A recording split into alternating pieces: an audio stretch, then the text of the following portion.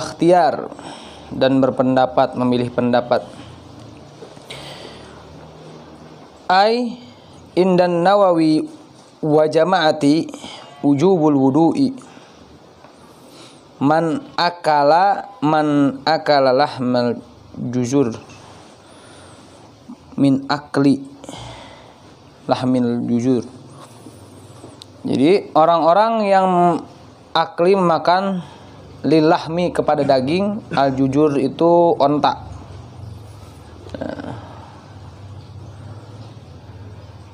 Jadi kalau menurut Indah Imam Nawawi, itu beliau setiap orang setelah makan daging onta itu diwajibkan wudu lagi.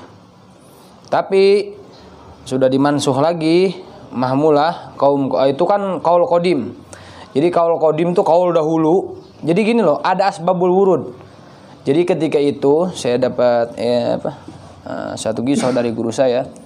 Itu ada asbabul wurudnya, kenapa kok makan daging onta wajib wudu setelahnya. Ternyata ini omongan Nabi saja. Jadi waktu itu Nabi itu makan berbarengan kalau nggak salah ceritanya. Kalau itu seperti ini. Berbarengan makan daging unta dengan sahabat.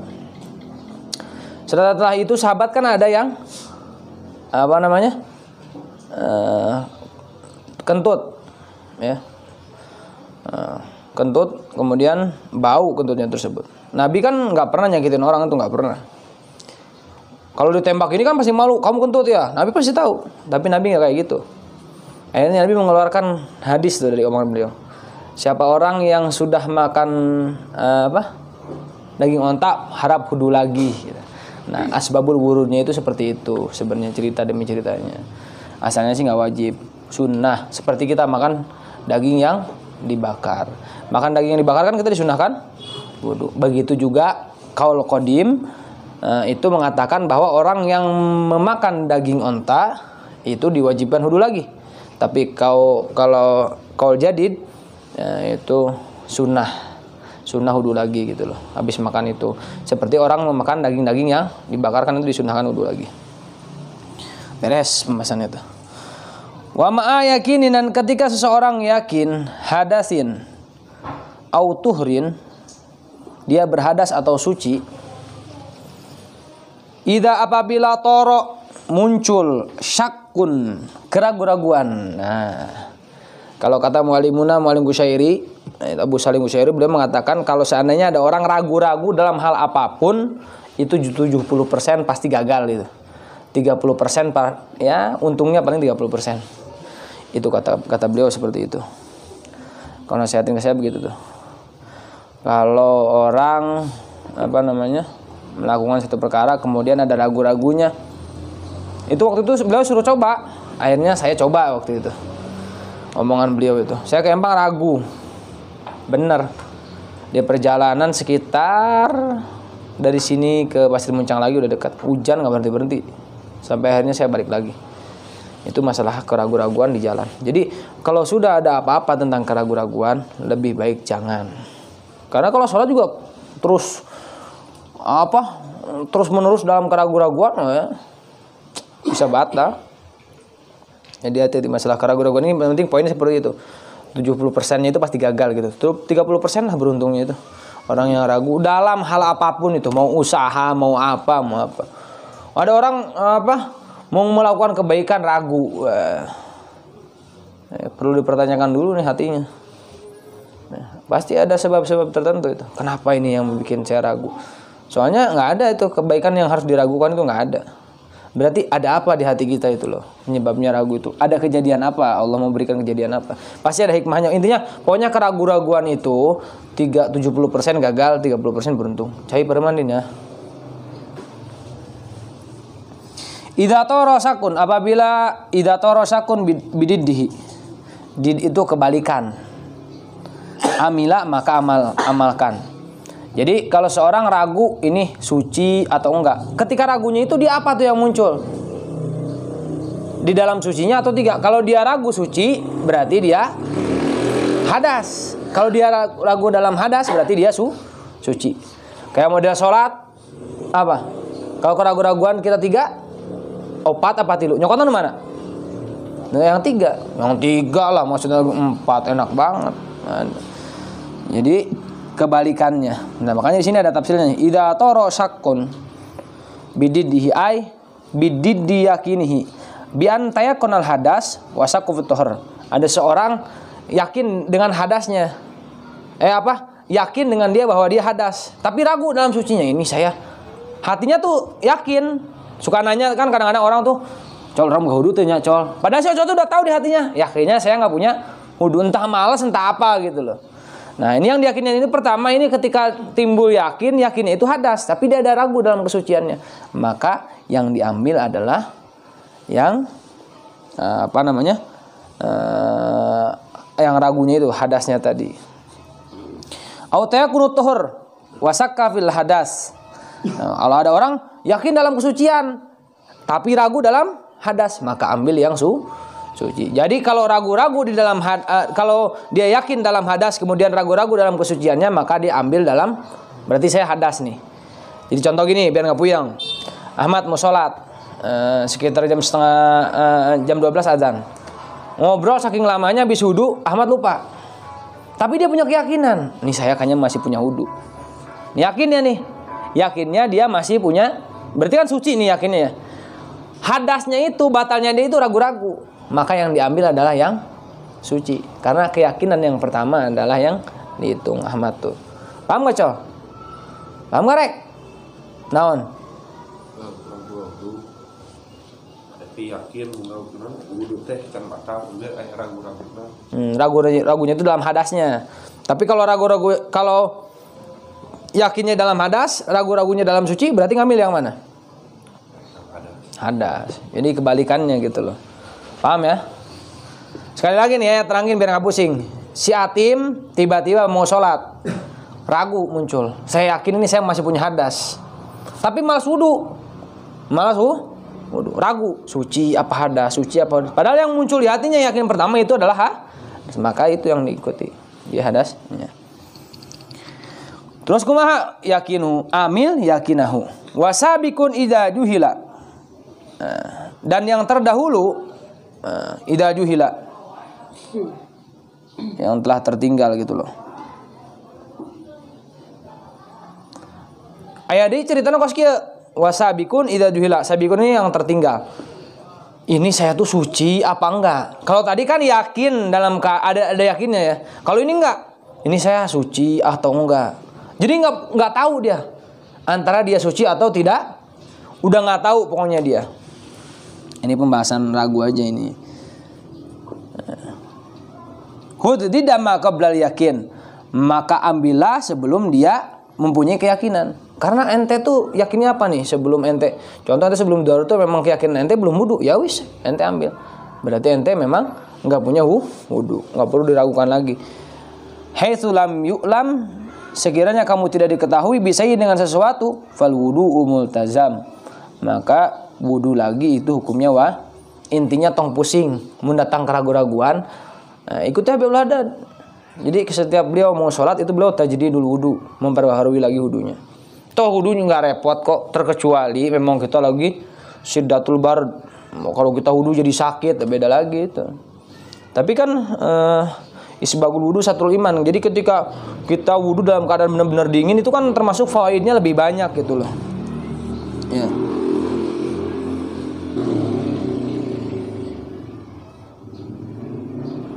Paham terbiak? Paham terek? Bingung reng? Furuduhu, qaulu furudu ay wajibatul wudu'i wa arkanul lati la yahsulu musammahu sar'an illa biha. Jadi fardunya wudu itu yang pertama adalah an-niyatu. Yang pertama nih. Nah, jadi kalau ada seseorang dia wudu kemudian enggak niat, sah tidak wudunya? Enggak sah. Orang enggak niat mau gimana ceritanya? Ada orang enggak niat, repot. Innamal amalu binniyat wa innamal likulli imri'in ma nawa. Jadi setiap apapun harus ada niatnya. Kalau enggak ada niatnya jong, kosong melompong. Makanya kan fasohihin niyata qoblal amali. Baguskan dulu niat sebelum ente berperilaku. Ini usaha nih saya kurang baik ini, berarti ini rezekinya ini kurang kebuka contoh. Coba dibenarkan lagi niatnya tuh, dibenarkan. Sebabnya apa? Soalnya gini loh, kalau sudah berharap dengan orang lain udah repot. Jadi kalau usaha kemudian dia usaha nih, udah bergantung bahwa dengan usaha ini dia bakal laku. Wah, repot udah kalau udah kayak gitu repot. Biasanya Allah uji tuh nggak laku dia. Tapi kalau berkeyakinan, ya Allah, saya ini usaha di sayuran, hanya mengerjakan syariatmu. Rezeki mah di mana we? Itu yang benar. Karena kalau ente ngarep dari sayuran, mungkin sayurannya nggak laku. Karena rezeki itu menhasil tasib, kadang dari mana aja datangnya. Tukang sayur dapat rezekinya nggak dari jual beli apa. Jadi makanya ketika kita melakukan hal syariat apapun, niatnya adalah menggugurkan kewajiban mencari rezeki. Rezeki mati Allah, lain tina usaha urang. Eta mah hanya alat hungkul col. Ngerti nggak? Syariat saja. Oh, kita usaha ini hanya sebagai syariat. Tapi wajib itu kita syariat itu harus. Gak ada ceritanya duit turun dari lah. Ya, yang kurang-kurang benar niatnya dibenerin. Insya Allah. Karena Allah itu nggak mau diduain itu. Punya sifat apa namanya? Ghirrah. Kok bisa hamba saya itu lebih percaya kepada makhluk saya gitu. Jadi seakan-akan jengkel lamun orang terlaku dengan hal itu. Tapi kan kalau udah berpikir bahwa rezeki itu min Allah dan hanya menjalankan syariat, rezeki mati mana wae enggak bakal kesal. Dan saya yakin barangnya laku. Karena apa? Dia berpikiran begini. Kan makanya orang-orang ente udah banyak ceritanya kalau tentang rezeki. Itu Masya Allah. Rezeki itu sudah ditanggung oleh Allah Subhanahu wa Ta'ala. Yang penting kita mau menjalankan syariat sebegil apapun. Kalau udah kecil hati, usaha ini nggak laku, udah mulai drop wes repot. Ya Allahnya juga ngasihnya nggak dikasih. Wong dianya udah ngedon, kok dari awal udah ngedon. Wah, emang semua laku. Kan begitu, orang yang nggak laku nih dagangnya nih. Contoh dia dagang apa? Dari pagi udah nggak laku, hatinya udah ngomong sendiri. Wah, ini nggak laku. Coba kalau dibenerin, ini mah syariat, rezeki mana dari mana aja, dilakuin sama Allah itu insya Allah. Karena itikad kita ini kalah sama orang-orang yang sukses itu. Tiada orang sukses itu tanpa itikad yang kuat, itu nggak ada. Mimpi. Satu nih, ya. Kemudian wagsil wajhaka, kemudian basuh muka ente. Wagosluka, dan basuh juga ini kedua tangan mal mirfaqain, bersama kedua siku. Ini begini loh. Sunahnya itu begini. Kalau airnya di kolam ente ambil, itu hukumnya diambil. Afdolnya tuh ya. Jangan dicelumin. Kaslan banget itu. Afdolnya tuh diambil. Tapi kalau airnya di keran, kita mulai dari atas. Ini dulu atas, biar kesiram semua. Kalau airnya dari cibuk, kita mulai diangkat dari atas ke bawah. Ya. Tapi dari sini ke sini. Tapi kalau airnya dari keran, kita ambil dari atas tangan kita sampai ke bawah. Wagsil wajhaka ay dhahiruhu duna dakhil ain wa anfu wa fam. Jadi yang dimaksud basuh muka ketika wudu itu nggak perlu dimasuk-masukin ke mata, nggak perlu. Luarnya aja. Wahadduhu, dan batasannya tulama baina manabiti sya'ri ra'si ghaliban. Nah, ini batas atasnya nih. Muka itu di sini nih. Tempat rambut jadi itu loh. Nah, ini atasnya nih. Terus wasfali torfal mukil minal lahyain. Nah, ini bawahnya sini nih. Afdolnya itu sampai sini nih. Jadi kalau wudu ente dari atas ambil nih. Dari atas, jangan di sini. Sini muka jangan. Enggak afdol itu. Ente ambil kalau di Jadi ente coba usahakan sempurnakan wudu ente. Kalau ente memang mau sholatnya karena kita bukan derajat orang-orang khusyuk. Kita mesti nyari kehusuan kita. Dengan cara apa? Kita perbaiki wudu kita. Nah, afdolnya wudu, ketika wudu ambil nih wudunya. Ditaruh di muka. Ini langsung di atas, jangan di sini, jangan. Di atas. Kemudian ratakan. Nih, semua. Ini kan kena semua nih, jempol ke bawah. Itu kena semua udah. Ambil. Kemudian dapat semua. Nah, itu afdolnya seperti itu. Nanti kena semua wajib itu kalau kayak gitu. Kemudian itu batasan bawahnya. Wajibu ghusl juz'in min ar-ra'si. Wajib mengusap sedikit dari rambutnya ya, nempel pasti ketemu. Wasairul jawanib ihtiyaton. Kasih sina kabeh we supaya ihtiyatah beakeun. Habisin. Seperti itu. Ma'amir faqo. Mir faqoka bersama dua ya. Apa ini namanya? Siku kita. Wa huwa mujtamil adbul asah wal ud mal ibrah ad-dakhilah bainahuma. Ya, seperti itu.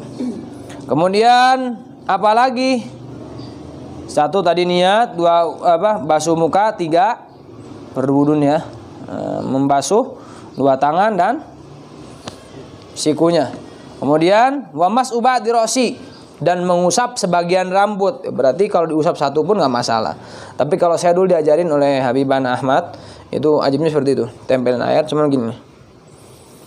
Kata Habib Ahmad seperti itu. Ingat saya itu pembahasan, jadi tempelin ke air kemudian gini. Itu seperti itu. Ya 3 kali kan seperti itu jadi. Abdulnya tuh seperti itu. Waktu saya mondok itu belum tahu di kitab.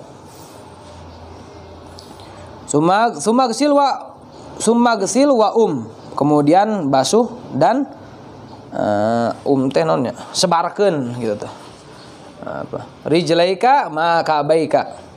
Kedua kaki kamu sampai mata kaki kamu. Ila akhira asaro ila annahu la yuzzi'u. Karena sesungguhnya mengisyarahkan kan kalau membasuh kaki itu di kitab ini suruh di yaum. Jadi semua sampai apa ini namanya? Mata kaki itu. Nah, di sini dijelaskan ila akhiri asaro bihi ila annahu la yuzzi'ul iktisar. Berarti kan tidak boleh mencuci kaki itu iktisar sedikit-sedikit doang, enggak boleh. Nyuci kaki sampai sini nggak sah, harus melebihi ini. Alama si ba'dur rijal. Jadi ngusapna setik-setik. Sampai ada di hadis, lil hadis qala Rasulullah sallallahu alaihi wasallam wailun. Celakalah lil iqab bagi mata kaki minan nar yang tidak terkena air wudu. Dia akan dibakar di neraka. Baik ini, lewatin aja. Mungkin orang banyak nyepelein di sini, makanya ada pembahasan waum. Jadi diratakan. Ya kan diselah-selahi itu kita kalau wudu tuh. Wa tartib. Dan terakhir adalah tartib. Apapun harus tartib kalau nggak mau ribet. Ente usaha nggak tartib hilang semua barang ente. Nunun ieu belah dieu, nunun itu belah dieu, leungit kabeh. Apalagi usahanya di tempat rame hilang semua. Apalagi dalam hal ibadah.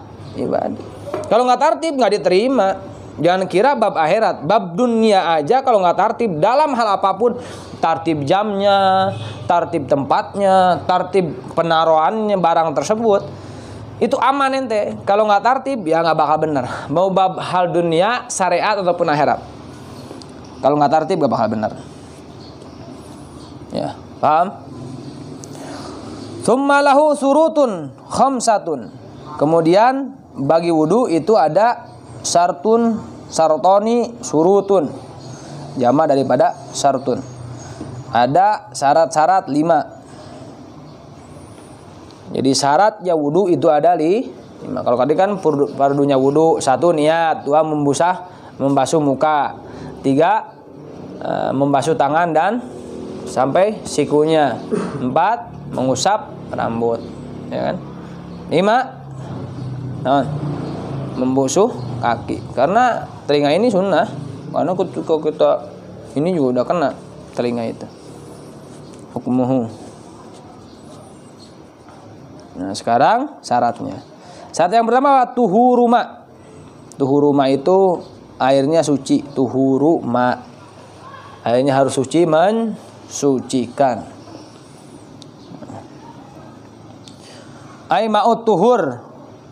Fa'adhafa sifat ila mausufihi. Wal murad al ma'ul mutlaq. Yang dimaksud adalah ma'ul mutlaq. Jadi kan ada air yang mutlak, ada air yang mukhalid. Ada yang telah bercampur, ya kan? Jadi udah enggak mutlak. Suci mensucikan. Air teh ya suci, sitrun suci. Mungkin ada orang saking tajirnya, Syekh Ahmad contoh tajir. Contoh. Ya. Cuman gimana mat ya? Aduh. Ahmad contoh tajir wudunya pakai air emas dicampur. air emas campur contoh ini, itu enggak, walaupun suci tapi tidak mensuci, paham nggak? Walaupun suci tapi tidak mensuci, jadi tetap harus air suci mensucikan, tidak boleh tercampur apapun. Nggak berpengaruh ente kaya atau miskin, mau dicampur apapun nggak boleh, karena syarat sahnya wudu itu harus suci, airnya mutlak suci mensucikan. Terus kemudian yang kedua apa? Wa kaunuhu mumayyizan, hendaknya orang yang wudu tadi tamyiz. Paham tamyiz trek? Naon? Sudah membedakan ini kanan, ini kiri, ini cantik atau tidak, itu namanya tamyiz. Fala yasiru mubasharata sabiyi wal majnuni lil wudu. Enggak sah anak bayi dan orang gila itu, karena syarat sahnya wudu adalah tamyiz. Kemudian bagaimana kalau anak kecil itu dibawa umroh? Kan kalau tawaf harus punya wudu. Nah, ini ada pembahasannya. Wa idza ahramal wali anhuma, apabila mengihramkan si wali. Jadi si wali ini berarti bapak si irek punya anak kecil atau enggak, ada salah seorang mempunyai anak yang kurang sehat gitu. Sakit, marid, magrum, majnun ya. Itu gimana nanti? Anhuma bihajin atau umrotin. Dia udah niat ihram. Ya kan?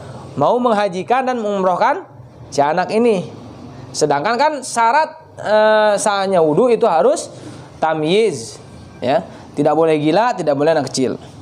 Wajaba alaihi, maka wajib atas orang tuanya si wali ayyudi ahuma, untuk mewudui keduanya, litawab, untuk tawaf.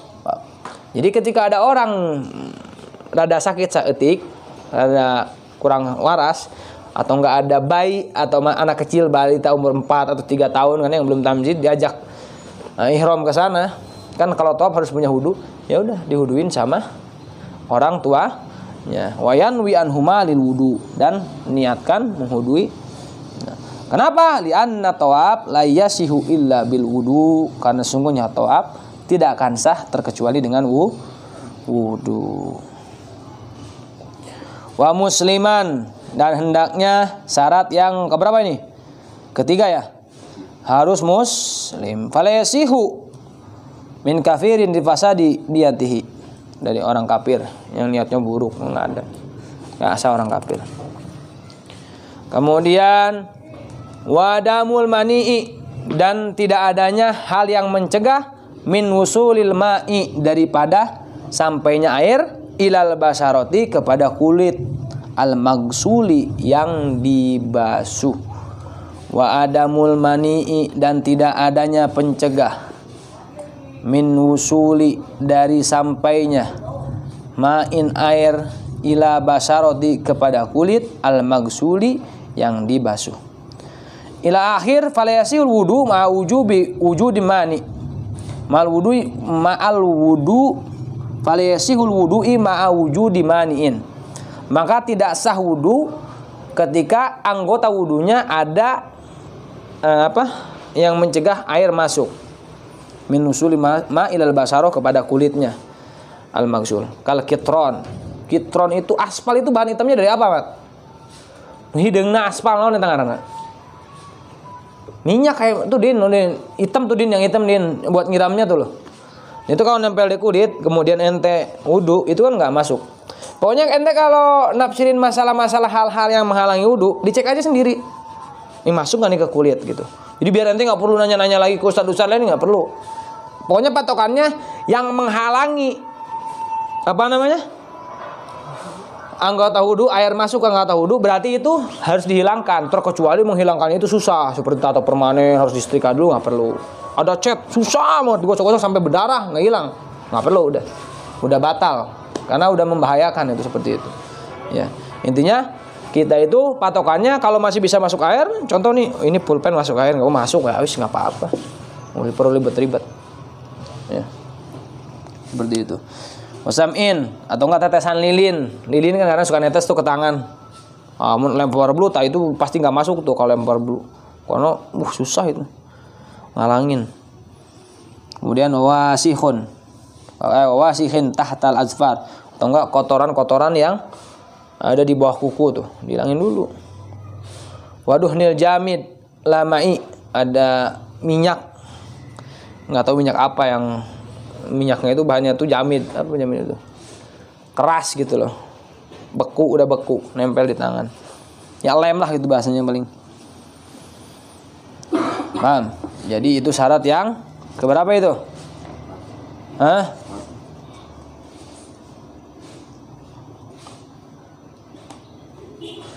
Yang kelima, wa yadkhulul waqtu lidaimil hadas. Dan syarat wudu yang kelima untuk orang yang berhadas, wa yadkhulul waqtu, wudunya tuh harus masuk pas masuk waktu. Lidaimil hadas bagi orang yang terus hadas. Salisil bol tuh enggak? Kencing mulu tuh. Orang yang kencing mulu di pembahasannya di sini. Wa yadkhulul waqtu lidaimil hadas. Ai dzalika syartul lil wudu daimil hadas. Kasalasil bol wal madhi wal wadi. Ada orang kencing mulu atau enggak keluar madhi mulu atau enggak keluar wadi mulu gitu kan. Wa mustahadah atau enggak perempuan mustahadah terus. Ya anna taharatahu taharatun darurah. Karena orang-orang yang salisil bol itu kenapa kok harus wudunya bersucinya ketika masuk waktu? Karena bersucinya ini hanya darurat gitu loh. Karena dia darurat. Wala darurata qoblal waqti. Maka tidak ada darurat kalau sebelum masuk waktu. Namanya darurat itu kalau udah kepepet. Ya kan? Udah masuk waktu baru gitu loh. Paham ya? Jadi orang-orang yang punya hadas gitu ya. Dan niatnya itu orang yang itu harus didaimil hadas loh ya. Boleh apa? Kalau kita kan yang biasa-biasa aja nawaitu raf'al hadasil asghari, beres. Mau pakai nawaitu listibahatis shalah, nawaitul wudu al istibahatis shalah, enggak masalah. Tapi kalau orang yang daimul hadas, yang terus-menerus kencing, kan itu wudunya harus pas masuk waktu salat. Itu enggak boleh nawaitu raf'al hadasil asghari, enggak boleh. Nawaitul wudu al istibahatil fardhis shalah. Nawaitul wudu'a li qiraatil Qur'an ya, apa? Istibahatil Qur'an gitu. Beda niatnya jadinya. Paham enggak? Ya, jadi kalau orang enggak punya hadas mah enggak salisil bol itu niatnya bebas ya. Mau istibahatil shalah boleh, mau rafal hadasil asghari boleh. Wa adda minha, dan menambah alal khamsatil madhkurah awalan. Nah, jadi ada imam yang menambah, katanya syarat sah salat syarat wudu itu ada 5, tapi ditambah ini ada yang menambah wa ada minha, dan menambah daripada 5 tadi ar-Rafi'i. Rafi'i itu huwal imam Abdul Qasim Abdul Karim. Nah, ada namanya Abdul Qasim, kan di situ disebutnya Rafi'i ya.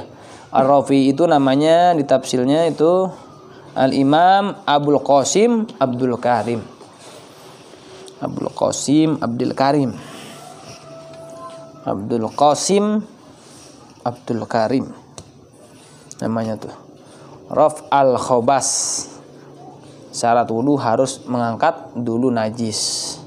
Jadi kalau najisnya nggak hilang nggak bisa, ya kan? Soalnya kalau ada orang najis di sini nih, di sini ada najis ya. Kalau orang ngambil wudu nggak masalah, najis di sini sah-sah aja wudunya, kecuali mau sholat, ya kan? Nah itu nggak sah. Kalau pendapatnya Imam Abdul Qasim, itu harus dihilangin dulu najisnya. Tapi, nah ini dah. Wal mu'tamad, akan tetapi yang pendapat yang mu'tabad Masahihun Nawawi, apa-apa yang disahkan oleh Imam Nawawi, annahu yakfi lahu ma ghuslatan wahidah in tahural mahal wa nazal ma'anhu ghairu mutaghayyir. Kalau Imam Nawawi contoh di sini ada najisnya kita nih kan. Wudu sebenarnya sah-sah aja. Kalau najisnya nggak dihilangin ya nggak apa-apa ini. Kalau nggak menghalangi air, nggak ada kan di pembahasannya itu sebelum ditambahin ya harus menghilangkan dulu najis, nggak ada. Di dalam bab wudu itu nggak ada syaratnya wudu ditambahin. Kata Imam Nawawi, pokoknya intinya gini, kalau ada najisnya di tangan, kalau kesiram langsung hilang bau warnanya, wes sudah, pendapatnya bagus wes gitu. Kata Imam Nawawi, jadi nggak perlu ribet-ribet ini itu terus, beres, sudah. Pendapatnya simpel. Paham ya? Paham tak? Ada yang bertanyakan? Apakah Anda ngantuk semua? Transfer Bang, kasih Judin. Alam bisa. Nanti kita